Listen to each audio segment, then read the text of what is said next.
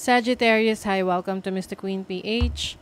At ito ang inyong energy update for November 1 to 15, 2025. Please like, share, subscribe sa ating channel. Ano na rin kayo, comment na rin kayo kung kayo naka-resonate. Paalala lang, reading na to ay general reading. Sa maaari kayong makarelate, maaring hindi. Okay. Let's see what's the energy for you. Energy update for Sagittarius, November 1 to 15. Sag, what's the energy?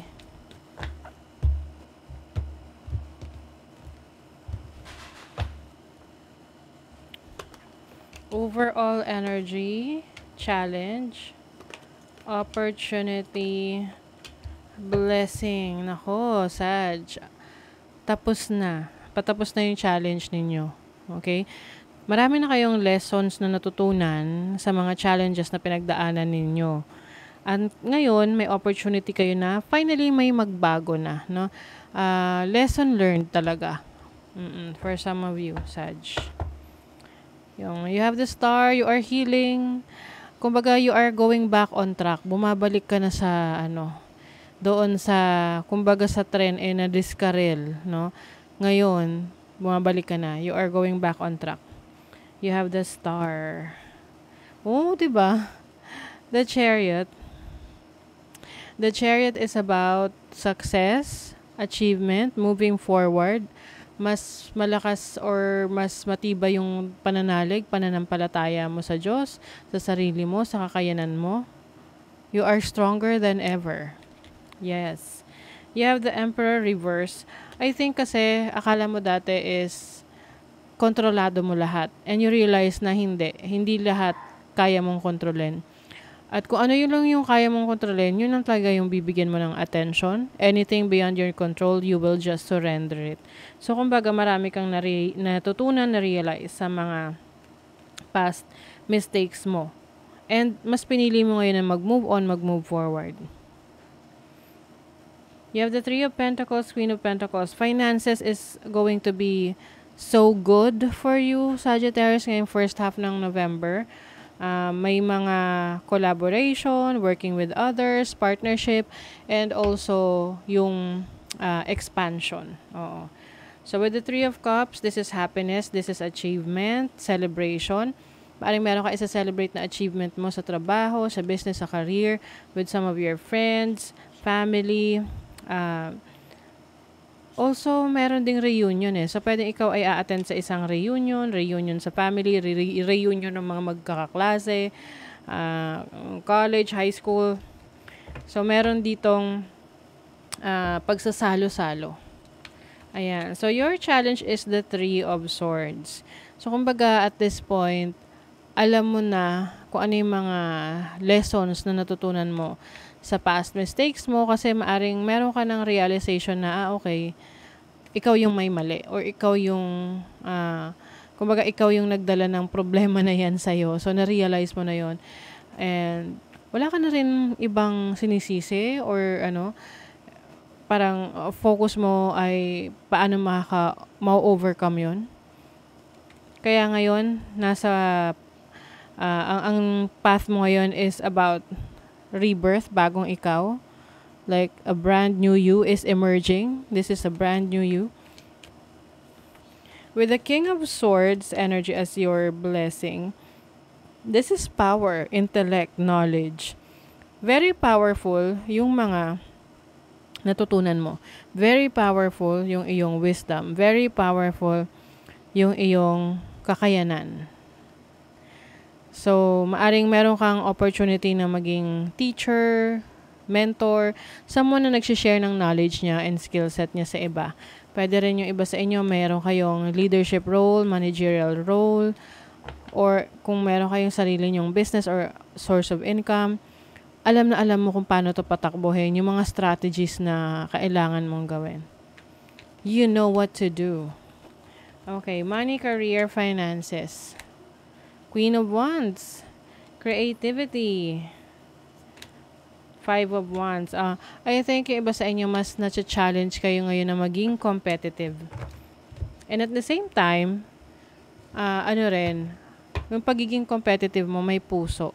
Kumbaga, alam mo yung strength mo eh.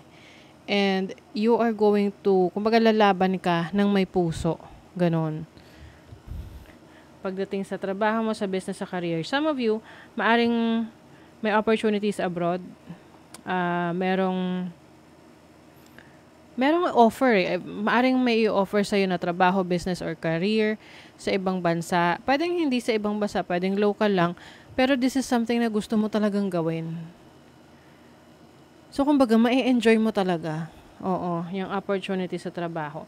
However, meron ditong mga nasa paligid mo na very competitive rin sa'yo na gusto kang angatan. Oo.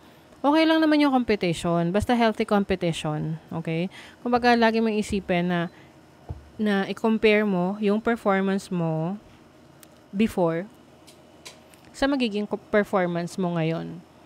Hindi yung performance mo kumpara sa ibang tao. Kasi, mas okay na ikaw yung nag-challenge sa sarili mong kakayanan.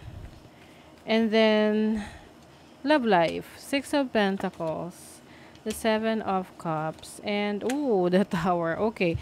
Some of you, Sag, alam nyo na kung ano ang dinideserve nyo pagdating sa relationship. Na kapag hindi mo makukuha yung nadideserve mo sa relationship, aalis ka dyan. Iiwanan mo yan. You're going to let go of that. Kaya ngayon iba sa inyo challenge yun na parang umalis sa sitwasyon that is no longer serving you kasi iniisip nyo na baka mali or baka ikaw yung may kasalanan, but actually, you are finally realizing your worth. Alam mo yung halaga mo. And you will not settle for anything less than what you deserve. Nag-a-apply to sa relationship, kahit anong relationship, whether this is family, friends, loved ones, no, like romantic partner. Okay? So some of you, meron kayong ili-let go na person sa buhay nyo na sa tingin nyo hindi na in alignment yung values ninyo, yung mga goals ninyo sa isa't isa. That's why you are letting go of that person in your life. Okay, so let's see ano pa. For Sagittarius, November 1 to 15. November 1 to 15. Message. Merong important message na marireceive ka first half ng November. This can be related sa mga minimanifest mo, mga gusto mong mangyari sa buhay mo. Or this can be a spiritual message from someone, like from your spirit guides, from God. Shape shift. This is about change. This is adaptability. Some of you, kayang-kaya nyong i-adapt or mag-adapt sa isang sitwasyon para makasurvive or para mas maging madali para sa'yo na gawin yun. You get my point na parang, okay, kung halimbawa sa trabaho, kailangan mo ng skill na to. Kailangan mo, example, magaling kang mag-ayos ng example lang naman, no? Kailangan meron kang knowledge sa electrical, parang ganon. So, aaralin mo yon, 'di ba? Para mag-acquire ka ng skills and knowledge na eventually mapapakinabangan mo, no? In the future.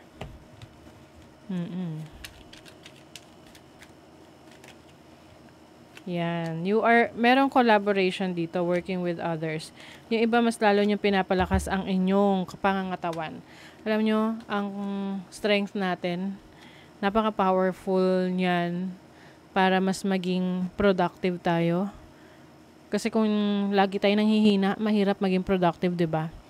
Kaya, the more na mas malakas yung pangangatawan nyo, the more na mas marami kayong blessings na marireceive kasi marami kayong kayang gawin at i-manifest sa buhay ninyo.